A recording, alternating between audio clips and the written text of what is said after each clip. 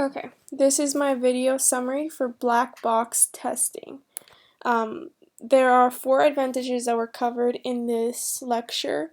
1, it focuses on the domain, so it covers all important behaviors. 2, it does not need code, so you can test this out on paper or use other tools, such as one that was described was called a TSL generator, which you can just use in your console. Um, and 3, catches logic defects. 4, it could be applicable to all granularity levels, which we learned in the last video lecture for testing.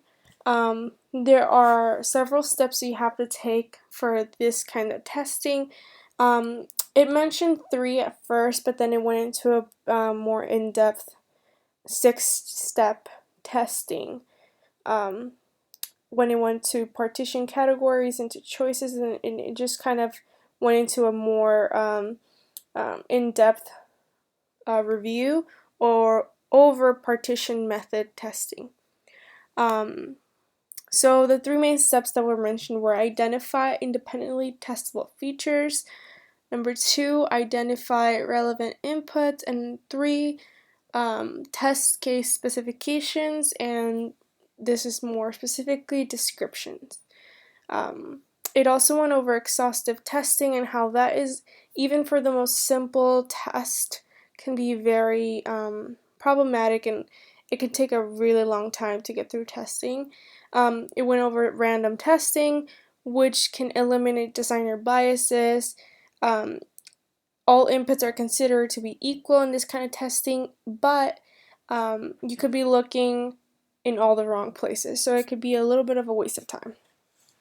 Then there was boundary values. It talked about errors tend to occur at the boundary of subdomain, and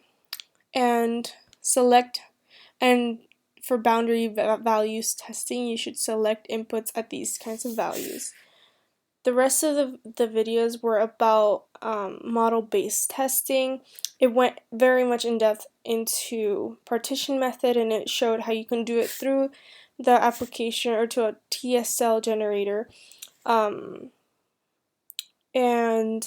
it also went a little bit more in depth into finite state machine testing, and examples and things that you need to consider.